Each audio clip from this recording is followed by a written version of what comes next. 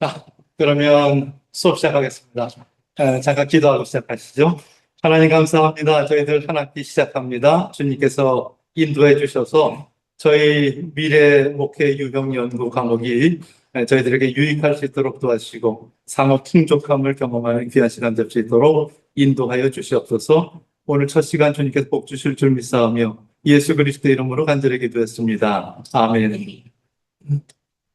자, 오늘 쫙 닫아주실까요? 네. 저희 이제 수업이 미래 목표 유형 연구 이렇게 되고 있습니다. 그래서 여러분들이 어떤 것을 기대하고 오셨는지 몰라도 이제 미래 목표가 어떻게 될 것인가, 특별히 세팅은 한국 감리교회 이렇게 세팅을 좀 해보겠습니다. 그래서 관점은 미래학적인 관점을 적용한다.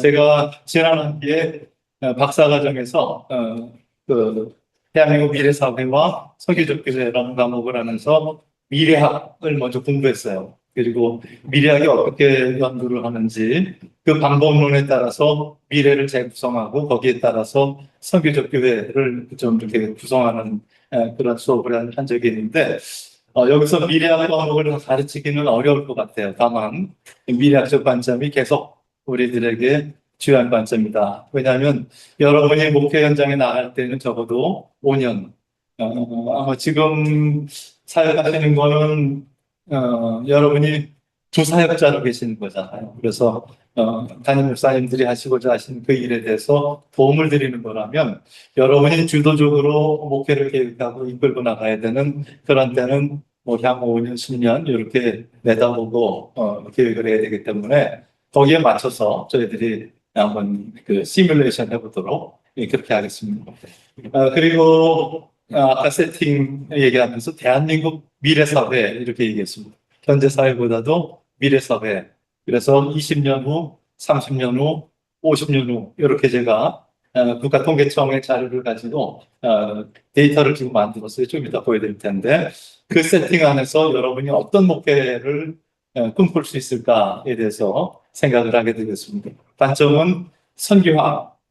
왜냐하면 굉장히 사회가 점점 더 선교적이 될 것 같아요. 삭막하고 여러분들이 예를 들어 인도네시아, 인도 이런 데 선교사로 나가야 될 그런 느낌으로 목회를 해야 되지 않을까. 그래서 전에 안락하게 교인들이 있고 거기서 충분한 샐러리를 주고 여러분의 생활을 보장하는 그런 목회는 이 시대가 마지막이 아닐까.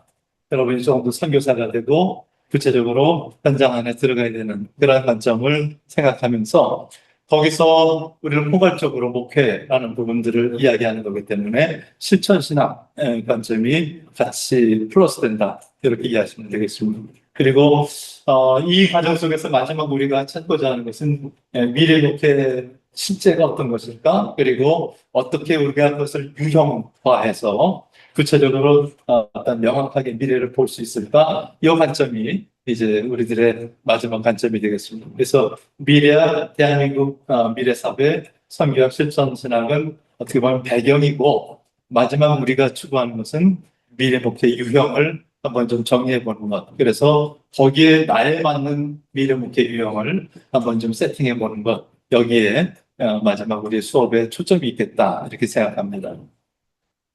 좀 오래된 그림이긴 하지만 GPT하고 처음 초창기에 미래에 대해서 여러 가지 토론을 하고 그리고 나서 우리가 토론한 바를 좀 그려보자 라고 그렸던 그림이에요. 근데 지금 봐도 잘 그린 것 같아서 지금 같이 좀 나누기를 원하는데 보면 밝은 면도 있을 거예요. 미래가 여러 가지 우리들에게 주는 그런 어떤 약속 같은 것들이 있는데 과연 그게 될까 많이 우려하게 되는 그런 상황이죠. 반대로 저쪽을 보면 미래는 어떤 멸망이죠. 이 두 축 안에서 우리는 가운데서 선택하면서 살아갑니다. 그래서 미래학이라는 관점은 미래를 여러 가지 통계를 가지고 시뮬레이션 해보고 그래서 시나리오 1, 2, 3, 4 이렇게 놓은 다음에 여기에 대해서 우리는 어떻게 대응할까 이 경영의 문제를 써요. 그래서 국가 경영도 다 그렇게 가는 거잖아요. 현장을 내고 미래를 시뮬레이션 한 다음에 거기서 연금은 어떻게 할까? 또 경제는 어떻게 발전시킬까? 사회는 어떻게 바꿀까? 또 출산율을 어떻게 높일까? 이런 것들이 이제 우리의 경영 부분이라면 우리도 미래학의 도움을 받아서 미래 사회를 좀 예측하고 거기에 맞춰서 어떤 목표를 하면 좋을까? 이런 우리의 선택의 문제가 가운데 있겠다. 이렇게 보시면 되겠습니다. 그래서 우리의 과연 미래는 어떤 것일까에 대해서 생각을 하게 되는데 아까 얘기했듯이 미래학 이런 것이 있다는 것이고 여러분들에게 과제는 안 드려도 지난 학기에 일단 수업하는 자료들은 제가 블로그에 이렇게 올려놓거든요. 그래서 링크도 공유할 테니까 미래학이라는 건 이렇게 그리고 선교적 미래학은 이렇게 정리하셨구나 이런 것들도 읽을 수 있도록 자료를 공유하겠습니다. 특히 지난 학기에 저희가 수업을 박사과정에서 했던 것 중에 굉장히 두꺼운 책이거든요. 그래서 미래학, 미래경영 이 책도 봤고요. 여러 가지 책들을 같이 놓고 미래학 공부를 했었습니다. 이제 최윤식 목사님이 한국 교회뿐만 아니라 사회 미래에 대한 이야기를 많이 쓰죠. 쓰다 보니까 이제 비슷한 내용들이 좀 들어가요. 그래서 매번 살 필요는 없겠다 생각이 되지만 어쨌든 대표적으로 골라보면 이런 책들을 쓰셨다. 인과학자입니다. 서울대 교수신데 소용태 박사님. 이분이 이제 처음에 저한테 탁 들어왔던 책이 정해진 미래였어요. 보면 인구라는 것은 속일 수가 없다는. 지금 태어난 아이는 20년 후에, 30년 후에, 40년 후에 나이 먹어가면서 그 숫자예요. 작년에 64만 명이 태어났기 때문에 이 아이는 100년 후에도 24만 명. 그 연령대는. 이래서 정해진 미래. 이건 제일 미래를 예측할 때 근간이 되는 그러한 것이 인구학이다. 이렇게 봤을 때 인구학 가지고 이제 책을 많이 썼습니다. 그래서 여러분들이 관심 있으시면 조용태 박사님 그리고 또 한 분 인구학자로서 전영수 박사님이 엄청 책을 많이 쓰거든요. 그래서 여기까지 최근에 나온 책. 그래서 여기까지 저도 샀습니다. 다 샀는데 보면 저 가짜 도생 사회라는 곳에 굉장히 저도 임팩트 있게 인사이트를 얻었고요. 그래서 지금 시대는 가짜 도생 사회. 그래서 부모도 자녀들에 대해서 더 기대 안 하고 자녀도 부모를 끝까지 모실 그런 여력도 없고 감당도 안 되고 그러니까 부모에게 많이 도와달라고도 못하고 자녀들에게 도와달라고도 못하는 가짜 도생 사회가 됐다. 뭐 이런 얘기들이고 그러면 이제 어떻게 살 거냐에 대해서 후반부에 또 제안들 여러 가지로 하고 있습니다. 한번 보셔도 좋을 것 같고요. 예, 그래서 이제 최근에 쓴 거는 인구감소 시대 새로운 부의 법칙. 그래서 요즘 어른의 부모 경제학 뭐 이런 책이 나와 있습니다. 1700만이 됐다고요. 이제 은퇴한 세대가 조금 이따 더 심한 얘기를 제가 보여드리겠습니다. 박영숙 박사님은 그 UN 통계를 가지고 여러 가지 미래 책을 많이 쓰시는데 이분도 겹치는 책이 많아요. 그래서 하여튼 대표적으로 이렇게 이런 분이 계시는구나 보셔도 좋고요. 트렌드 책을 계속 내고 계시는 김남도 외에 또 그룹들 그래서 기다려주는 뭐 이번엔 뭘 쓰셔야지 그리고 이제 꼭 사게 되는데 스네이크 센스 그래서 이번 특징은 이렇게 잡았습니다. 또 하나 데이터 마이닝 하시는 분 AI 시대에 그 빅데이터들을 놓고 앞으로의 트렌드가 어떻게 갈지에 대해서 이렇게 채굴하듯이 마이닝 하듯이 데이터 마이닝, 데이터 마이너 이렇게 자기를 부르는데 송기령 씨 혹시 읽으셨나요? 그래서 처음에 여기서 제가 인사이트를 얻고 계속 보기 시작했어요. 그래서 앞으로는 핵게임 시대가 됩니다. 혼자서 모든 것을 다 할 수 있다는 시대가 될 것이고 근데 나는 어떤 이름으로 불려질까? 그래서 저는 개인적으로 고민하다가 사명코치 라는 이름으로 죽을 때까지 갈 수 있겠다. 미션 코칭, 이런 미션을 코칭 이런 얘기죠. 그래서 자기 이름을 하나씩 갖는 것도 굉장히 중요하겠다. 그리고 서로의 이름을 불러주는 필요에 따라서 만들어지는 네트워크들 이런 것들이 미래 사회의 모습이겠다 이런 생각을 합니다. 지용군 목회데이터 연구소에서 계속 이제 트렌드들을 내고 있지요. 그래서 이것도 한번 좀 눈여겨보직한 트렌드 책입니다. 교회에 대한 트렌드 책. 그리고 한국 기독교 목회자 협의회에서 한국 기독교 분석 리포트 굉장히 두꺼운 책을 조사해서 냈어. 한번 참고하셔도 좋겠다.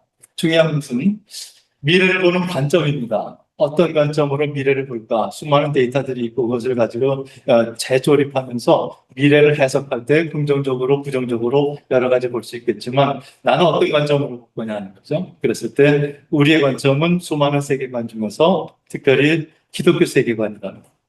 특별히 세계관 얘기할 때마다 안경에 비유할 때가 있어요. 내가 어떤 색의 안경을 끼느냐에 따라서 세상에 그 색깔이 보입니다. 그렇기 때문에 수많은 데이터들을 놓고도 긍정적으로 보여지는 사람도 있고 부정적으로 보이는 사람도 있다. 그러면 나는 어떤 안경을 쓸 것인가 하는 그런 얘기가 되겠죠. 그래서 이 관점 속에서 예수가 보이고 십자가가 보이고 성령께서 보이고 이 미래의 역사 속에 삼일체 하나님이 움직여 가신다, 섭리하신다는 것이 보여지는 관점이라면 기독교적인 관점이라는 거죠.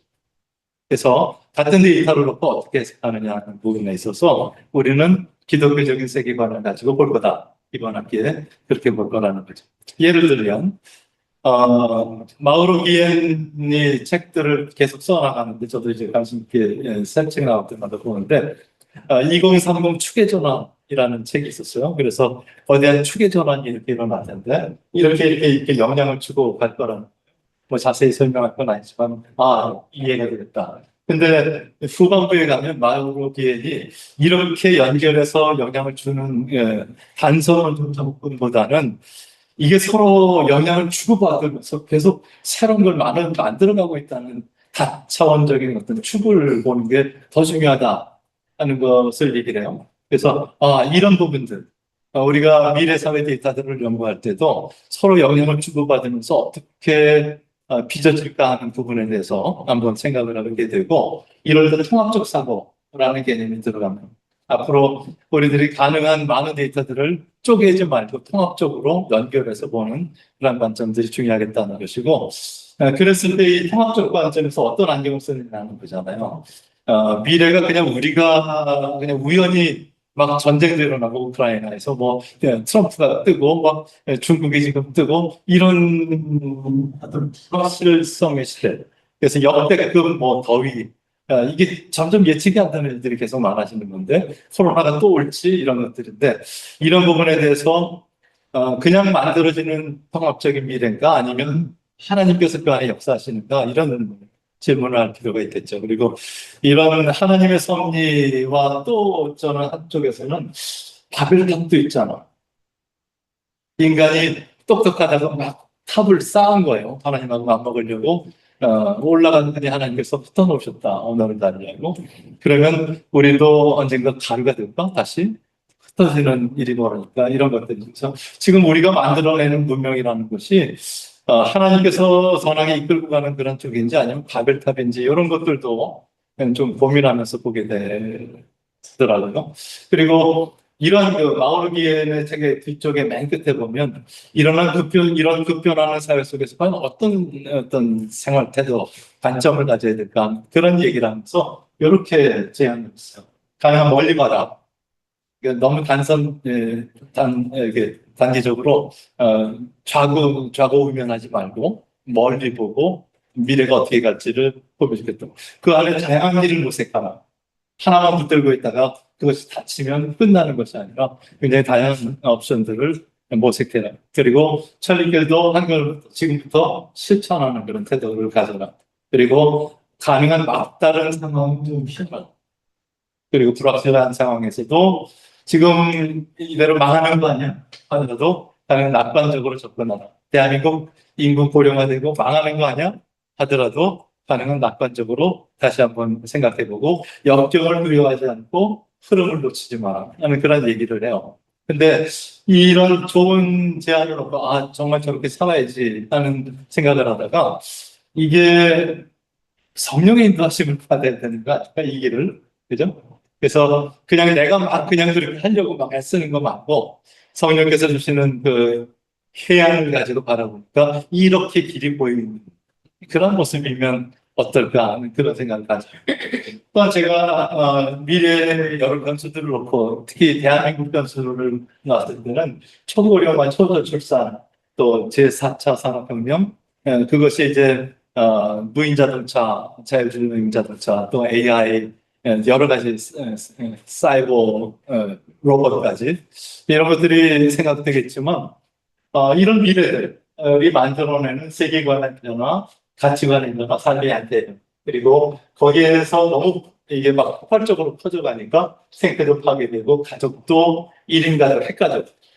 핵가족이라는 말은 굉장히 큰 가족이에요. 4인 가족, 아빠, 엄마, 아이 둘. 이거는 세상에 지금 없어요. 대한민국에. 거의 없고 지금 1인 가족이 1,000만이 넘었잖아요. 그래서 이런 가족의 변화, 삶의 변화, 직업의 변화. 지금 없어질 직업 가지고 많이 지금 유튜브가 뜨고 있는데 그런 얘기.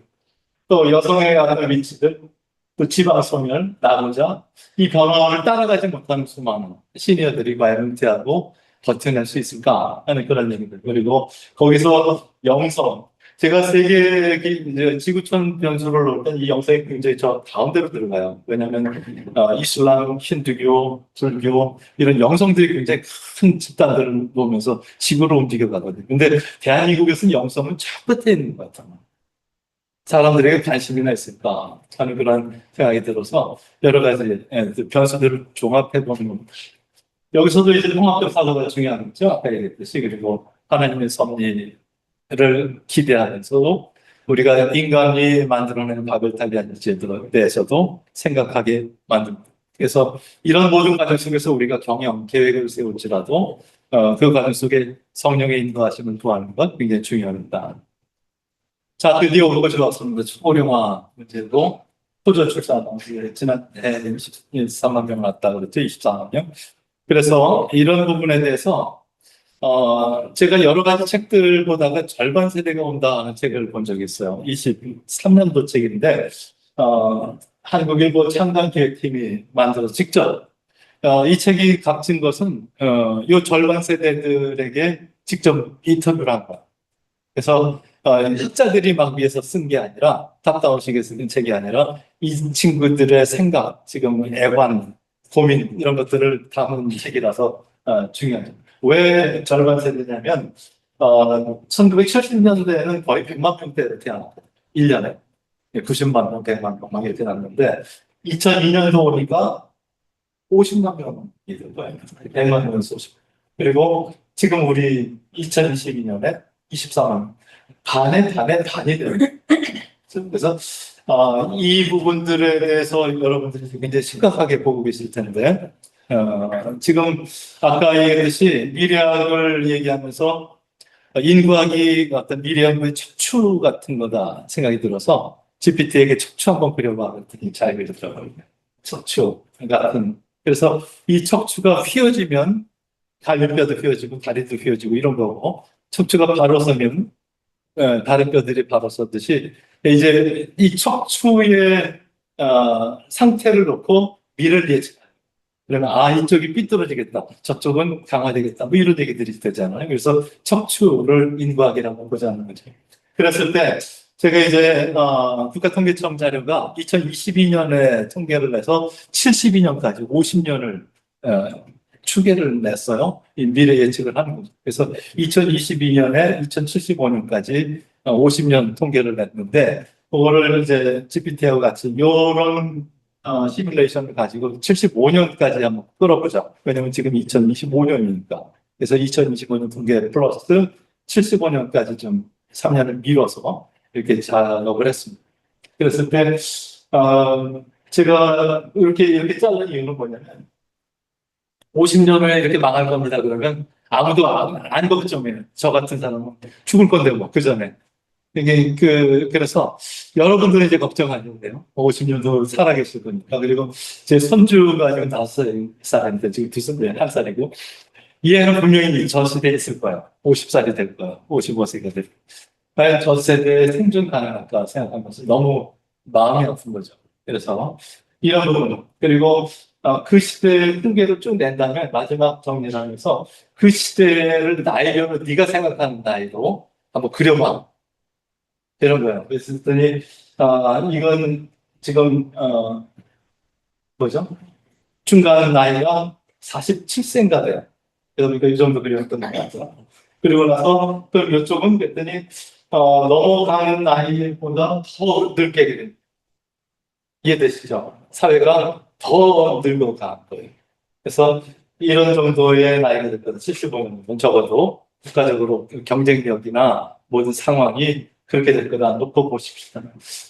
중위연령 아까 얘기했듯이 47세 정도고 지금 100세 이상이 8천 명 넘는 거 아셨어요? 지금 25년 4월부터 지금 8천 명이 넘어. 놀랄 것도 아니에요. 나중에 60만 년 되니까. 네, 어쨌든 자 이쯤 40원 20년 후 여러분이 이제 목회 한참 할 때쯤 그때쯤에는 중위연령 중간이 그러니까 대한민국 국민을 쫙 세워놓고 가운데 딱 작은 게 57세야. 그래서 이런 상황. 그리고 그쯤 되니까 중위연령이 61세예요. 딱 가운데가 61세. 그래서 120세 시대가 맞는 것 같아요. 거기 딱 가운데가 60이잖아요. 지금 그런 상황. 그리고 이제 75년에는 65세가 중위연령이 되죠. 저보다 많아요. 가운데가 중간이.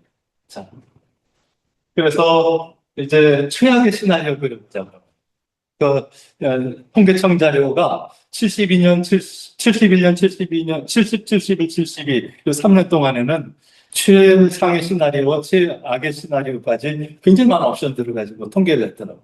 그래서 그 중에 네가 보기에 최악을 뽑아봐 했더니 대한민국 인구가 2천만 명대 3천이 안 돼요. 지금 5천 넘잖아요. 그러면 3천이 되면 2,900인구 방울이면 3천 치면 2천만 원 어디 가죠? 사라진 거예요. 지방 소멸 분명히 되고요. 그때쯤에는 집이 남아날 거죠. 그죠? 그래서 빈집 투성이고 슬럼가 투성이고 네, 그런 상태가 되죠. 특별히 70세 이상 전체 보면 46.4. 그 다음에 80세 이상 저 정도, 90세 이상이 300만이 넘을 거예요. 이해되세요? 80세 이상이 800만, 70세 이상이 1,400만. 그리고 100세 이상이 26만. 그래서 중년령이 68세가 될 거다. 눈에 보이시게 쉽게 이렇게 만들어봤어요, 제가. 그래서 65세 이상과 지금 20%가 돼서 초고령 사회가 됐잖아요. 근데 이제 요 후에는 38, 42, 53 될 거예요. 65세가 이렇다 치면 보통 우리가 대한민국에서 은퇴하는 게 60세로 치면 이렇게 되죠. 지금도 33%고요. 은퇴가 20년 후는 60세, 60세 이상 60%, 그 다음에 68%, 78%. 그리고 50세 이상, 지금 우리가 적어도 중년으로 넘어가는 50세 이상이라고 치면 지금도 아니에요. 대한민국 인구의 반이 50세 이상이에요. 그리고 20년 후는 73%, 80%, 90%가 50세 이상이에요. 자, 여러분이 여기서 목회하시는 거예요. 자, 그래서 아까 얘기했듯이 이런 데이터를 가면 낙관적으로 봐. 여기서 또 얻어낼 수 있는 것들이 뭘지를 생각을 하시는 교회가 어떤 초점을 맞춰야 될지에 대해서 생각을 하는 2020년, 2025년, 50년 전에 그림으로 나온 통계가 있어서 이렇게 사용한 적이 있었는데, 이건 더 심하죠, 그죠? 이건 더 심하죠. 어쨌든, 과거에도 이렇게 얘기했었습니다. 그래서 이거 가지고 이제 신문에 나왔던 적이 있는데, 노인 40%가 될 거다. 65세 이상이고, 14세 이하는 9%가 될 거고, 90세 인구가 20대 밑에보다 많을 거다. 이런 얘기를 2050년이 되면 하면서 대재앙이 온다고 했는데 아까 75년 또 보니까 더 심하다. 이런 얘기가 되겠죠. 그래서 이런 부분. 자, 이제 심호 방문하시고 통계는 이런데 우리 책초는 그런데 길을 잃은 여러분 이제 길을 찾는 수업이 이번 학기예요. 그러면 어떻게 대응하지? 이런 것들이 이제 이번 학기의 초점이고 그러면 우리 이제 최혁동 목사님이 저보다 선배님이세요. 박사과정 되시는데, 시니어 연구 하시겠다고 지금 들어와 계셔요. 논문 쓰시고, 아마 이제 이 사회에 중추적인 연구를 하신 그런 목사님이신데, 저희들은 이제 시니어는 과연 어떻게 살아내야 될까 이제 고민하게 되겠죠. 아까 마우르기안 책이 또 새로 나왔죠. 멀티 제너레이션, 대전환의 시작. 여기서 힌트를 좀 얻어봅시다. 뭐냐면 인구 충격 올 거예요. 그런데 여기에 새로운 공식을 좀 찾아보자 하는 얘기죠. 그래서 이분이 표현한 것이 멀티 제너레이션, 우리가 번역을 저는 다세대 사회 이렇게 표현해봤어요. 다세대 사회가 됐다. 뭐냐면 1990년대 사람이 안 죽어. 아직도 생존해 있고 미국에도 8세대가 같이 살고 있다. 그러면 지금은 우리가 나누는 방법으로 따지면 또 이렇게 설명할 수 있을 것 같아요. 어쨌든 이런 개념으로 보면 지금 김영석 교수님이 1920년생이신데 안 돌아가셔요. 요즘 100대가 되어보니 하는 책도 쓰고 그러고도 계속 써요. 자, 그래서 이런 다세대 사회가 됐을 때는 이분의 제안입니다. 1년생 식물로 인생을 바라보지 마라. 1년생 식물은 뭐예요? 어린애 태어나서 놀다가 공부하고 그 다음에 일터에 갔다가 은퇴하고 끝! 사라지는 1년생 식물이 아니어야 된다. 이제는 다년생 식물, Perennials라는 제목이 원 제목이에요. 이 책에. 다년생 식물들. 그래서 앞으로는 다년생 식물처럼 살아야 된다. 이것은 1년생 식물처럼 단선적인 인생을 사는 것이 아니라는 것을 강조한다. 자신이 태어난 시대가 중요한 게 아니라 저분은 뭐 60년생이야, 70년생이야 시대가 중요한 게 아니라 지금 무슨 일을 하고 있냐. 그리고 지금 뭘 배우냐. 다음에 뭘 준비하냐. 그래서 상호작용하는 방식을 새롭게 정해야 됩니다. 저분은 저런 연구를 하면서 앞으로 저런 일을 할 거야. 100세가 되어도 저분은 저런 일을 할 거야. 이런 관점에서 사람을 보기 시작해야 된다는. 그래서 탈세대 혁명을 주장합니다. 포스트 제너레이셔널 레볼루션. 그래서 제너레이션 얘기하지 마라. 이제 포스트 시대가 됐다. 그래서 어떤 얘기가 될 것인가. 제가 나이를 기준으로 분류하고 인생의 단계에 따라 행동과 성취를 요구하는 관행을 이제는 멈춰야 된다. 그래서 이제는 나이 묻지 말고 무슨 생각과 무슨 일을 할지, 앞으로 꿈이 뭔지를 물어야 된다는 거예요. 그리고 이런 perennials in post-generational society, 이 post-generational society 안에서 이 다년생 식물들은 무대를 공유하면서 같이 배우고, 같이 일하고, 같이 살고, 같이 소비하는 일이 점차 늘어날 거예요. 지금도 평일날 제가 이제 수업이 없는 날 카페에 가보면요, 다 저보다 나이가 많든지 비슷해요. 이들이 소비하는 거예요. 젊은 친구들은 그 정도 소비 못할 거고. 지금 새로운 상황이 벌어지고 있어요. 그래서 이게 평생교육원 또 앞으로의 그 학위들이 계속 새로운 연령층들이 들어오시는 이유는 최성 목사님도 하나의 이해가 되겠지만 이런 상황들이 지금 벌어지고 있다는 거죠. 그리고 이런 연습을 제일 잘할 수 있는 공간이 어디예요? 교회예요. 교회에서 은퇴 장로님들을 은퇴 권사님, 집사님들 밀어내지 마시고요. 같이 공유하면서 이 공간 안에서 어떻게 생존하고 역할 분담할지를 새롭게 시도하고 일단 모델을 만들어줘요. 사회는 어떻게 갈지 몰라요. 지금 뿔뿔이 갈라져서 각자 도생하고 있는데 교회는 왔더니 함께 사네. 이렇게 조합이 되네. 이런 것들이 다시 미래의 한국 사회의 대안이 돼야 돼. 저렇게 살아질 수도 있구나 하는 모델들을 새롭게 만들면서 지금까지 저희가 이제 초중고등학교 다닐 때는 문학하고 교과하고 뭐 이렇게 하면서 세상보다는 조금 더 앞서간 문화를 만들었어요. 그래서 교회를 사회를 이끌었죠. 근데 서서히 사회가 지금 앞서가고 있고 교회는 저 뒤에 관심의 대상도 아닌데 다시 이제 관심의 대상이 될 그런 기회가 생겼다. 사회가 어떻게 할지 모를 때 우리가 새로운 길을 만들어낼 수 있는 시도를 하면 좋겠다 하는 얘기가 되겠죠. 그래서 학교와 일터에서 연령대가 다른 사람들이 상호작용하며 더불어 살아가게 하는 실험에 뛰어들어야 되겠다. 그리고 실험의 장이 교회다. 이렇게 보시면 되겠습니다. 제가 신중년 크리스천에 대한 책을 쓰려고 이 도표를 만들었어요. 그래서 50, 60이 어떻게 보면 중간이다. 신중년. 새로운 중간 세대가 되었고, 그랬을 때 시뮬레이션에 보니까 성장하고 성숙하면서 마지막에 최대의 결심을 할 때가 그때, 책을 쓰더라도 세상에 지혜를 내주더라도 뭔가 움직여가면 움직여갈수록 제일 영향력이 있을 때가 50대, 60대, 그리고 69세가 되면 그다음부터는 은퇴 끝 하고 내보낸 일이 아니라 연착륙하고 싶겠다. 은퇴하고도 서서히 할 일들이 있어서 그것들을 감당하고 싶겠다. 그러면서 제가 이런 어떤 체크포인트를 만들었죠.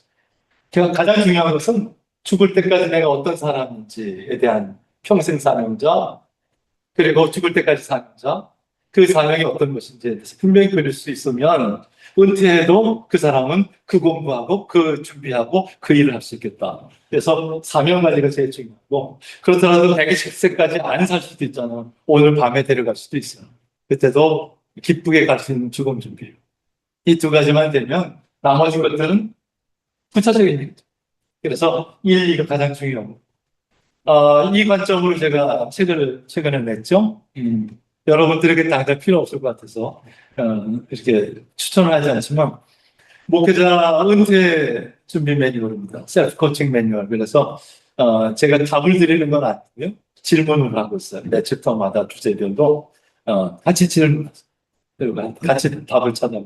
그리고 제가 M센터라고 연구소 조그만 거 같이 하고 있는데 거기서 1,000권을 사가지고 교단에 기부를 했습니다. 그래서 은퇴 준비 때는 마지막 연령부터 해서 이렇게 내려오니까 750분을 들을 수 있어서 60년생까지 드렸나요? 책을 드렸어요. 무료로 다 드렸어요. 그리고 강사님들 이렇게 감독님께 다 드렸어요.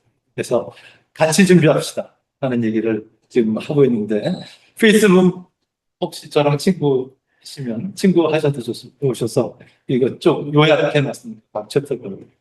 좋아요 좀 눌러주시고 댓글도 붙여주시면 같이 응답할 수 있도록 하겠습니다.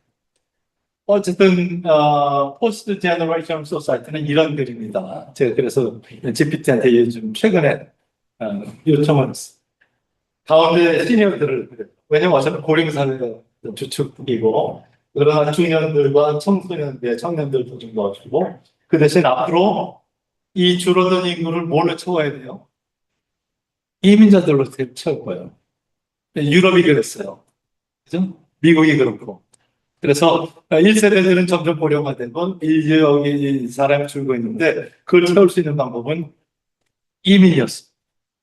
그럼 이제 못 들어갑니다. 이제 지금은 청년 일자리가 조금 빡빡하니까 말을 못 꺼내고 있지만 이제 서서히 이민청들이 들어서고 제도가 만들어지고 사람들이 들어올 거예요. 그럼 여러분들이 목회할 20년 부터는 이민자들이 급속도로 늘어났어요. 그래서 지금 외국인 노동자가 달라요. 이거 계약제로 들어와서 돌아가는 사람들이고요. 이민자라는 것은 완전히 와서 시민권을 가지고 투표하는 그런 사람 목소리들. 그들이 많아질수록 그들의 목소리가 커져요. 미국 사회에서 한인들 목소리가 있듯이 이런 식으로 커지는 거죠. 이런 사회가 곧 될 겁니다. 이거 아니면 연금을 대금 낼 사람이 없는 거예요. 이거 받아들여야 돼요. 그리고 여러분들이 그 목회를 할 거다. 그래서 뒤에 외국 사람부터 집어넣습니다. 이런 시대, 그리고 가능한 IT 시대니까 노트북을 이용해요, 이 친구가. 그리고 글로벌한 컨텍스트에서 초연결 시대야. 뒤에 지도 하나 넣어줬어요. 나름대로 걔도 막 머리를 쓰면서 그림을 그리도 잘했다고 칭찬했어요. 자, 그렇다면 이제 초점을 조금 바꿔봅시다. 교회는 어떻게 될까요? 제가 지난 학기에 목요일 목신대원 과정에 미래 감리 한국 감리교의 미래라는 수업을 들었어요. 미래 가르쳐주고 어떤 이런 통계들을 내보고 그다음에 감리교회는 어떻게 갈까에 대해서 여러 가지 경영 어떤 대응 리스폰스를 논의했었는데 시나리오를 그려봤죠. 이대로 그냥 가는 시나리오. 이건 폭망이에요. 그다음에 과거의 우리의 성공 경력을 기억 삼아서 그걸 리바이벌 해보려고 하던 열심히 으쌰으쌰. 그건 중간 정도. 마지막 사는 방법은 전혀 새로워져야 돼. 이해되시죠? 그래서 지금 여러분들이 고민하셔야 될 것은 여러분들에게 걸맞는 새로운 접근 방법에 대해서 생각하지 않으면 이렇게 됩니다. 저도 GPT가 그랬죠. 그래서 영국에, 미국에, 유럽에 있는 교회들, 노인들만 남아있는 거죠. 그래서 이런 사회가 되는 거예요. 이런 교회가. 자, 이제 대안을 크게 놓고 봅시다. 인구 통계로 놓고 미래 살려. 초고령화 될 거라고 했죠. 인구 전력, 당분간 회복되기 어렵고요. 대한민국 통계청에서도 72년도쯤에 1명 또는 1.2명까지 올라가면 제일 좋겠다. 네, 더 이상 안 늘 거예요. 근데 태어나는 게 100만 명이 1.2명 나면 한 5, 60명 나지만 2명 나야 이제 100만 명이 되는 거예요. 둘이. 근데 지금 25만 명이 1.0을 나면 어떻게 되는지 아시죠? 그래서 지금 이런 상황, 인구 절벽, 그리고 디지털로 갈 거고 모든 게 다 메타버스로 갈 겁니다. 그래서 메타버스라는 말이 한참 떴다가 지금 AI 때문에 잠깐 갔는데 메타버스는 곧 와죠. 이게 이 글래스로 옮겨가서 스마트폰 여러분 손에 거치지 않고 보니까 이제 일로 가고 이 세계 안에서 말하고 회의하고 지금 이것도 이제 한번 시도해 본 거지만 이런 공간들이 좀 더 많이 늘어납니다. 자, 이 과정 속에서 다문화될 거고 이슈들이 계속 일어나는 거죠. 자, 여기까지. 이 네 가지 축은 기본적으로 다요. 정해진 미래예요. 그러면 어떤 기회를 만들 수 있을까 하는데 이 시니어들하고 어떤 기회를 만들까? 그리고 잘파 세대, 그 밑에 세대들과는 어떤 기회를 만들까? 또 메타버스에는 어떤 기회가 쏠 수 있을지, 또 다문화 세대 사회 속에서 어떤 기회가 쏠지에 대해서도 여러분이 대안을 갖는 그래서 이런 부분도 기본적으로 염두에 두면서 학기를 진행해 보면 정해진 미래입니다. 바뀌지 않습니다. 여기서도 이제 통합적 사고가 필요하겠죠. 그래서 비정형교회를 메타버스하고 연결해 볼까? 다문화도 포함해 볼까? 아니면 신정형 교회가 메타버스를 타고 가면 어떤 일이 벌어질까? 다문화를 품을 수 있을까? 여러 가지 이제 시뮬레이션들이 만들어져야 될 거고 여기서도 다차원적인 접근 그리고 성령의 인도하심이 필요하겠다. 자, 여기에 따라서 이제 새로운 선교 이슈들이 드러나는 겁니다. 이런 새로운 상황 속에서 어떤 부르심이 있을까? 어디로 오라고 부르실까? 그건 전통적인 우리 지금까지 배워왔던 목표가 아닌 새로운 방법으로 우리를 부르실 텐데 그 부르심에 대해서 집중하고 거기에 총체적으로 이 세상이 바뀌었듯이 이 세상을 하나님 나라 만들어가는 그러한 어떤 일을 우리가 감당할 수 있을까? 그랬을 때 구체적으로 우리는 어떤 세대, 어떤 그룹들에게 성육신할 수 있을까? 특화되는 거죠. 나는 70세 넘으신 분들과 목회할 거야. 특화되는 거죠. 나는 잘파 세대와 목회할 거야. 나는 인도네시아 그룹들과 같이 목회할 거야. 특화되는 성육신. 그리고 그들을 섬기는 다양한 브로치들. 이것이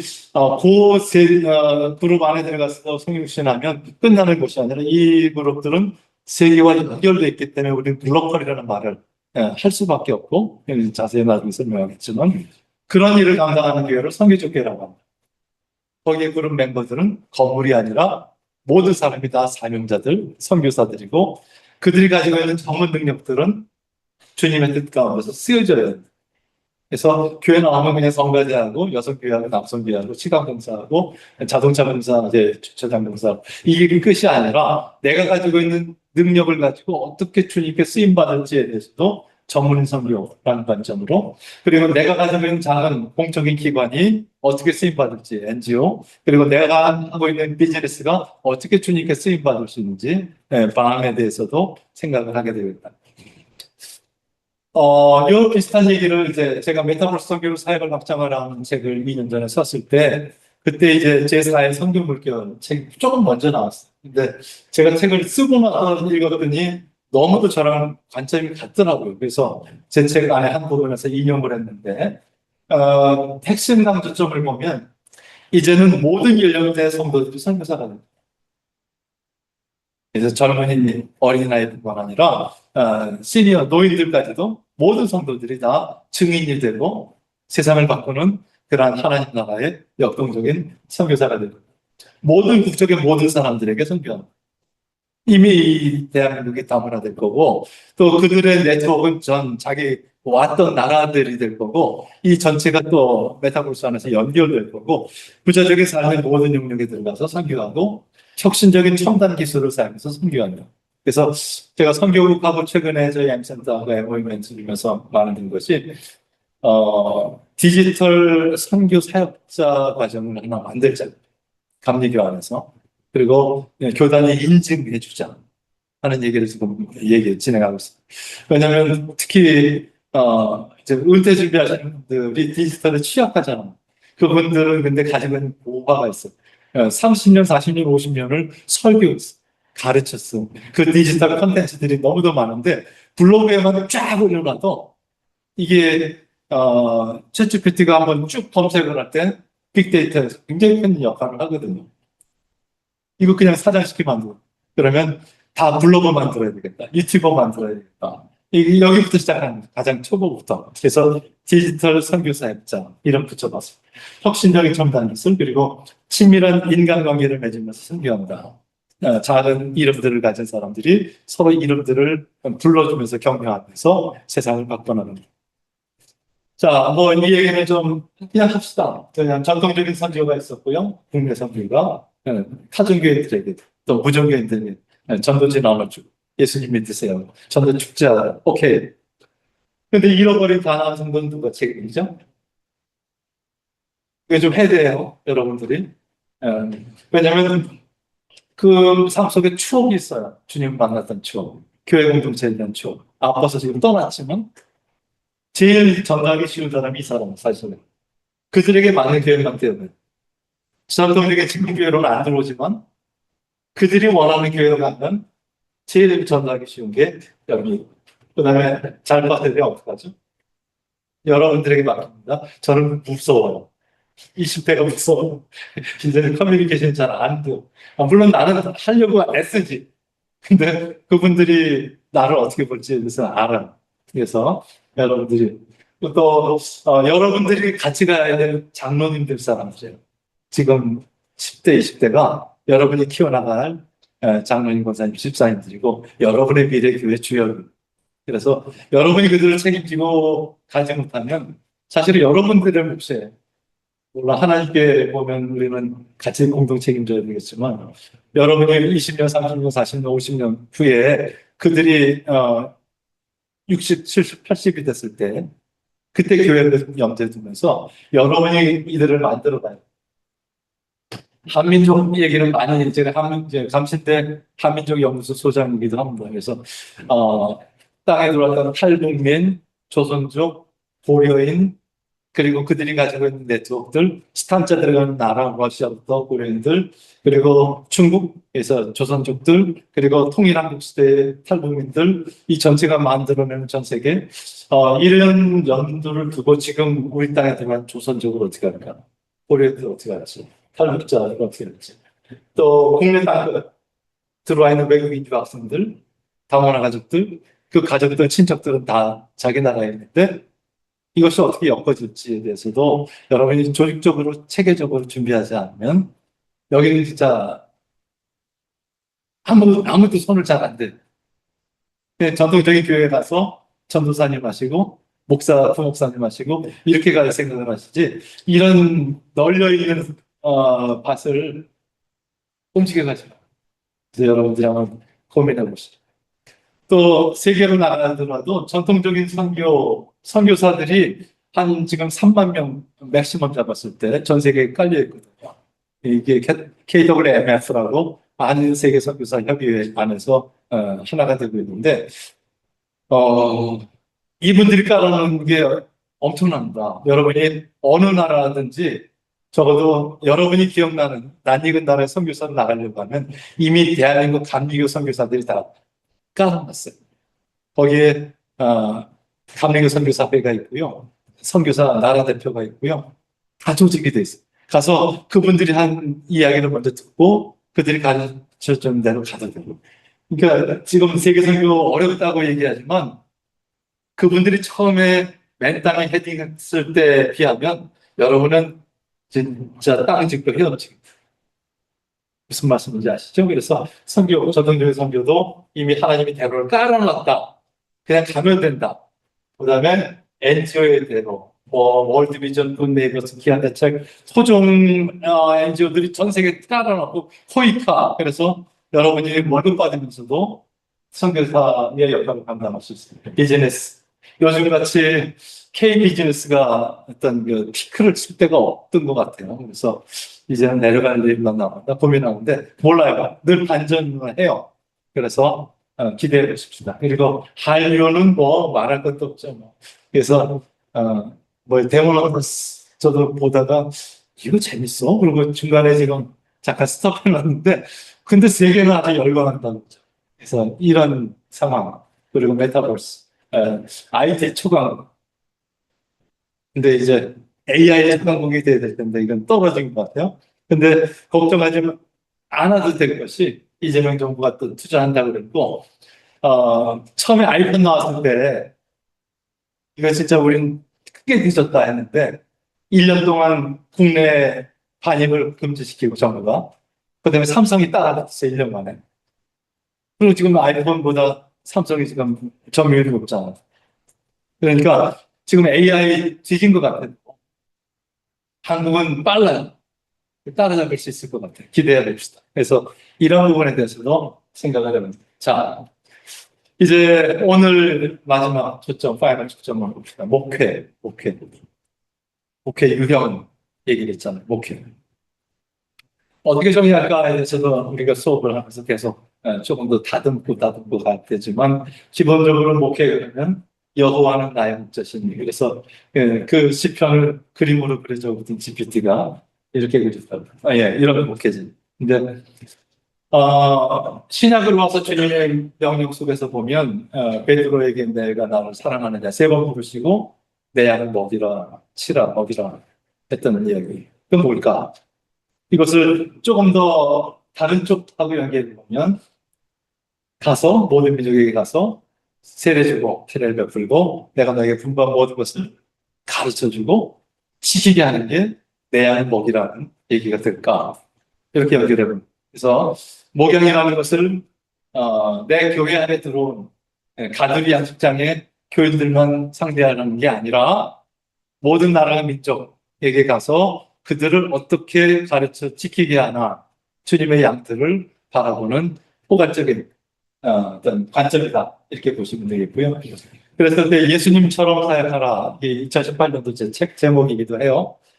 주님께서 이 땅에 어떻게 오셨을까 하는 것이고 제 나름대로 12가지를 메타버스 선교 사역을 확장하에 3장에 집어넣었어요. 그래서 거리에서 선포하시는 한 분이 계셨다. 그분은 교회 안이 아니고 교회 밖에서 뭐 이렇게 쭉 12가지를 정리했는데 궁금하시면 책을 사서 보실 것 같진 않고 제 블로그에 올려놨습니다.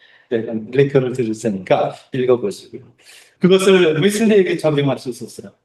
웨슬리도 브리스톨에서 첫 노방 설교를 시작했고 성공의 교회 안에 교회 밖에서 그 동선이 예수님하고 너무 흡사해서 그 글도 써놨어 블로그에 또 보시기 바라는데 최근에 요거를 12가지를 강의한 일이 있어서 GPT와 같이 그림을 좀 만들어 봤는데 예수님의 총체적 목회 12개의 체크리스트와 코칭 질문들 그래서 첫 번째 거리에서 외치는 청년 도대체 당신에게는 메시지가 있습니까? 그러니까 전도사 흉내만 내는데 내 핵심에 메시지가 있습니까? 뭘 얘기하려고 하는 겁니까? 그 메시지는 성경의 메시지와 같습니까? 예수님의 메시지와 같고 하나님의 메시지와 같습니까? 그래서 심각하게 질문하셔야 돼요. 이 메시지가 없이 사역자, 교회 그리고 교회 안이 아니라 교회 밖에서 세상 한가운데서의 사역이 준비되어 있습니까? 교회 안에서는 여러 가지 사역을 뭐 진짜 숨 바쁘게 바쁘게 하고 있는데 세상 사람들은 아무도 알아주지 못해요. 세상에 필요한 일들을 감당하고 있습니다. 그래서 구체적으로 잘 나가는 사람들, 건강한 사람에게는 의원이 필요 없고 병든 자에게 의원이 필요한데 이 사람들, 도움이 필요한 사람들에게 초점이 있습니까? 그리고 그들을 사랑으로 섬기고 있습니까? 뜨거운 사랑의 열정으로 사람들을 섬기고 있는가? 뭐 링크를 드릴게요. 본문이 있어요. 그리고 코칭 질문들이 각각 5개씩 있으니까 보시면 돼요. 뭐 하려고 합니까? 이 땅에 그의 나라가 뜻이 하늘에서 이루어진 것처럼 이 땅에 구체적으로 이루어지기를 원해서 하는 겁니다.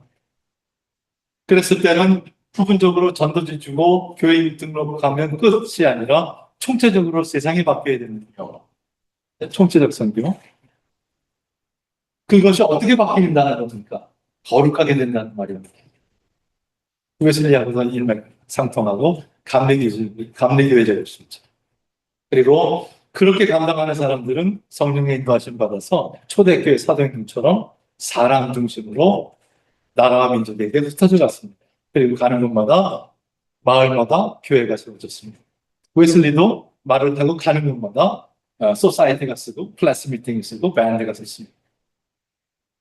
그 모든 참여자들은 다 사명자입니다. 그래서 모든 사람을 사명자로 세우고자 하는지 내 사역은 그리고 그들을 강력하게 소그룹으로 묶어서 서로 간에 힘이 되고 팀워크가 만들어지고 협력하고 의사를 나누게 하는지 그것이 마을마다 주님께서 성과 촌을 두루다니사 웨슬리가 말을 타고 마을마다 가서 그러면 구체적으로 우리 지역사회 교회 공동체가 있는 사회가 바뀌고 있습니까? 그리고 땅끝까지 이 사역이 확장되고 있습니까? 에 대해서 질문하고 있습니다. 그래서 나중에 한번 본문 읽어보면 좋겠습니다. 마지막으로 이제 저분이 언제까지 한 5분, 10분이면 끝날 것 같아요. 모델의 사용 문제잖아요. 목회 모델 유형이란 그래서 모델, 타입, 뭐 패러다임 이런 표현들이 다 이제 그런 개념들인데 몇 가지 모델을 만들 수 있을까 뭐 이런 얘기죠. 특별히 샘플을 들어보면 크라이스트 앤 카츄 니버의 책 속에서 보면 5가지 모델이 나오죠. 그리스도 쪽으로 온 것과 좀 문화 쪽으로 간 것을 축을 놓고 축을 놨어요. 그리고 이쪽으로 끝까지 땡기면 크라이스트 어게인스트 카츄 주님만 알고 나머지는 다 어게인스트. 저쪽으로 끝까지 가면 크라이스트 오브 카츄 완전히 문화와 교회는 같은 거야. 이 축을 놓고 그쪽으로 조금 가면 고민이 되죠. In paradise. 이거야 저거야? 저쪽으로 가면 완전히 동일신족 그렇잖아? 교회가 좀 뒤로 가야지. above. 그러면 가운데는 transformer로 잡았잖아요. 그래서 이런 것처럼 모델링이라는 것은 실제로 존재하는 게 아니야. 이 안에 굉장히 다양한 모습으로 풀셋도 합치기도 하고 저거를 어디다 넣어야 될지 모르는 그게 실제죠. 그러나 명확하게 그 틀과 차이를 좀 보도록 도와주는 것이 모델링 작업, 타이폴로지 작업들, 또 패러다임 작업들입니다. 그래서 우리도 그렇게 한번 해보자는 교회 모델스 오브 더 처치라는 책도 있습니다. 에버리 달레스의 책인데 저도 석사학위 논문 쓸 때 이거 굉장히 도움 많이 받았어요. 그래서 보면 역사상 교회를 뭐로 인식하느냐 봤을 때 제일 먼저는 커뮤니티, 공동체, 또 헤럴드, 사신이라고 복음을 전파하는 개신교 유형들, 또 사크라멘트 유형들, 동방교회라든지 서방교회라든지 그것이 좀 제도화되면 인스티튜션 개념으로 가든지 또 남미 같은 모델들은 세상을 섬기는 혁명적인 모델들이 굉장히 교회의 이미지를 갖고 있는데 그걸 합칠 수 있을까에 대해서 고민하면서 마지막 장에 이 Science of Jesus라는 개념으로 이 전체를 블렌딩하는 거죠. 이런 제안을 했는데 전 이걸 웨슬리 모델로 잡아서 너무 쓴 적이 있습니다. 하여튼 여러분들이 교회를 이렇게 모델링할 수도 있구나 이런 것들. 또 제 선생님이시죠 하워드 스나이더 박사님이 모델스 오브 더 킹덤이라는 책을 썼어요. 하나님 나라의 모델이라는 책을 썼는데 이렇게 보시면 모델들이 하나님 나라는 현대적으로 우리 안에 있을까? 아니면 저 미래에서부터 올까? 두 모델. 그다음에 급진적으로 이루어질까? 도전까지? 아니면 점진적으로 하나씩 바꿔나가는 그런 나라일까? 하나님의 나라는 하나님의 행위일까? 인간의 행위일까? 그리고 하늘에 있는 걸까? 땅에 임하는 걸까? 교회와 동일시될 수 있을까? 아니면 교회와 전혀 다른 어떤 차원의 것일까에 대해서 역사적으로 쭉 트렌드를 이분이 역사학자이기도 하시니까 훑어봤어요. 그래서 이런 것을 놓고 유형을 만들 수 있겠죠. 그러면 우리는 어떻게 봐야 될까 하는 것인데 그 책은 이렇게 얘기합니다. 영적, 물질적, 하나님의 행위, 인간의 행위, 급진적, 점진적, 미래적, 현재적, 뭐 하나님 나라와 동일시될 수 없고 동일시될 수 있고 또 개인적, 사회적 뭐 이런 축을 놓고 봐도 중요한 것은 지금 다음 슬라이드 하는 양극성을 인정하자. 그러니까 하나님 나라를 이것만이야 붙들지 말고 아까 얘기했듯이 통합적으로 보자는 개념과 연결되는 양극성을 인정하고 그러나 텐션 이미 잡았다 함도 아니고 예? 그래서 하나를 고집하면 극우가 되든지 극좌가 되든지 뭐 이런 개념들이잖아요. 근데 그러지 말고 긴장 관계 속에서 이걸까 저걸까 들고 인도하시길 바라는 이런 관점들이 중요하다. 이런 제안. 모델 오브 컨텍슈얼 히어로지라는 책도 있어요. 레번스 책인데 뭐 나중에 신학이 되는 이런 모델이 있다. 그 트렌치 책이 이렇게 번역됐죠. 네, 또 독일어 책이 있는데 거기서 이제 섹트 처치 타이폴로지 보통 얘기를 하죠. 거기다 사실은 미스티시즘이 하나 더 있습니다. 모델이. 그래서 이거로 어떤 관계를 설명하고 있습니다. 폴 히버트가 미션 모델을 나갔을 때도 에스노센트릭 내가 우리 교회 메시지를 그냥 들어가서 선교지서 무조건 똑같이 서양식 교회 이런 개념이 있다면 어코모데이셔널 우리의 이 뜻이 저기 가면 어떻게 적용되지? 이 접촉점을 찾는 그걸 나는 컨텍스튜얼 그들이 다시 성경을 보면 어떤 교회가 많든지 우리의 토착것이 낫죠. 이런 관념. 그 다음에 critical contextual analysis. 그래서 성경을 근거로 그 문화에 맞게.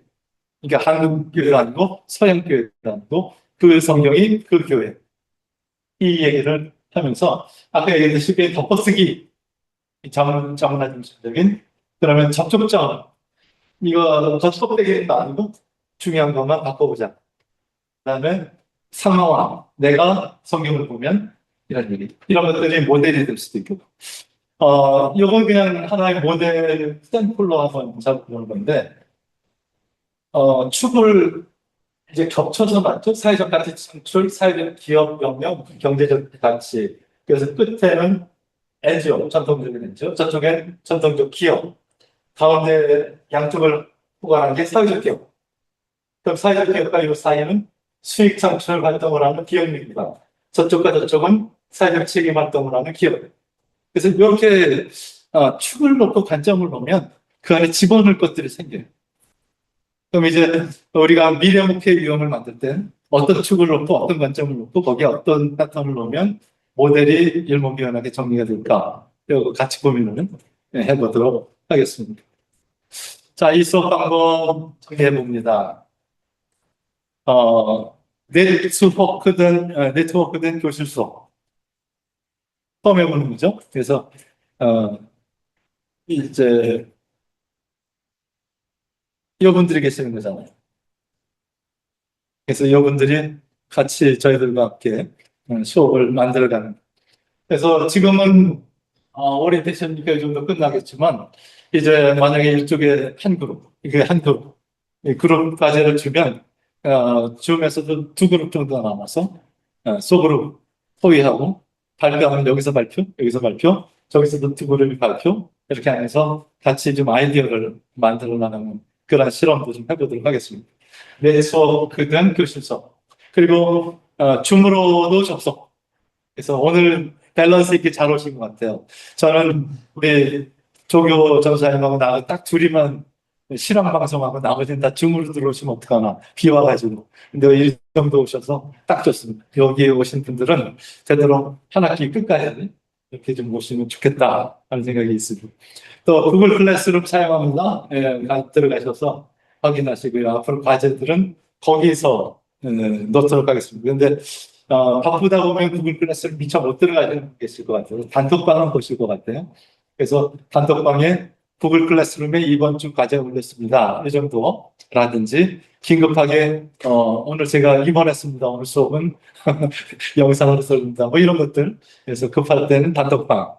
그다음에 플립 러닝이라는 거 아시죠? 그래서 거꾸로 플립트 러닝. 그래서 거꾸로 수업이라는 것은 전에는 여기서 강의를 하고 그다음에 홈워크를 줬어. 집에 가서 수업을 복습하라고. 근데 지금 앞으로는 미리 영상을 통해서든지 블로그의 리딩을 통해서 숙지하시고 와서 여기서 토론하고 워크숍을 하는 거죠. 그러면 심화를 여기서 하는 거예요. 그래서 끝까지 마무리를 여기서 한다. 그게 더 효과적이더라. 이런 개념입니다. 그래서 여러분들에게도 이제 과제가 조금 미리 나갈 거고요.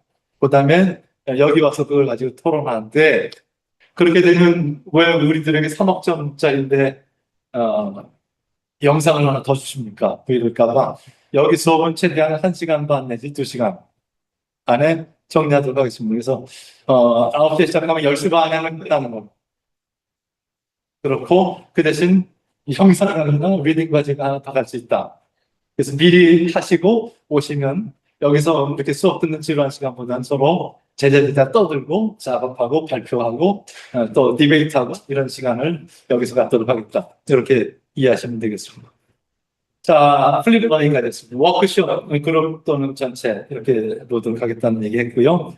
유튜브에 제가 사면 코칭으로 유튜브 채널 하나 만들어서 영상 강의들이 쭉 있습니다. 나중에 제가 링크 드릴 테니까 필요한 영상 강의 때 거기에 다양한 제 어떤 수업들이 올라가 있잖아요. 그러면 그걸 가지고 평신도 교육도 쓰셔도 좋고 교회 가셔서 청년들하고 사역할 때 야, 이 강연을 듣고 토론해야죠. 뭐 이렇게 쓰셔도 좋고 활용하시라고 제가 올려놨습니다. 그래서 유튜브가 있다는 또 제 사용 코칭 블로그가 있습니다. 거기에 각종 제 글들, 제 책들 중에 중요한 것들 다 거기 올려놨어요.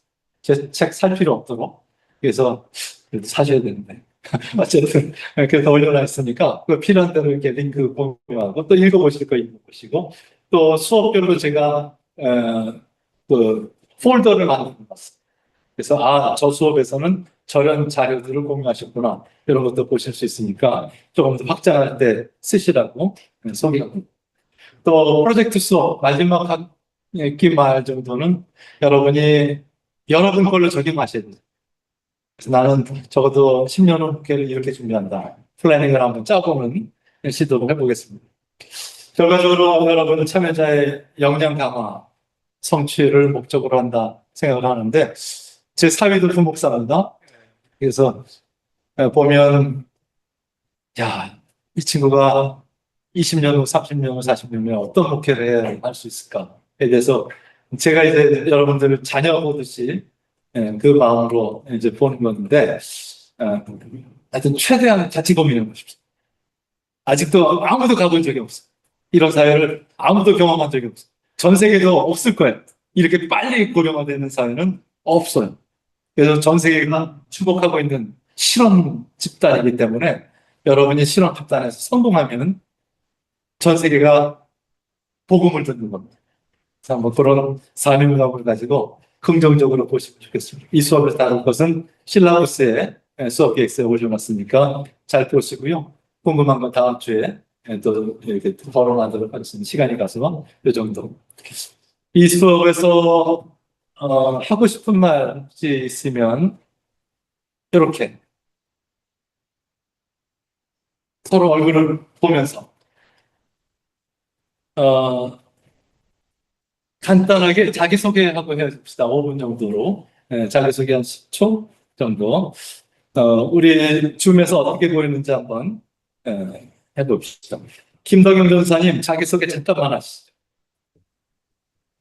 안녕하세요. 김덕영 전도사입니다. 저는 영월의 약속교회에서 담임 목회하고 있고요. 지금 박사과정에 공부하고 있습니다.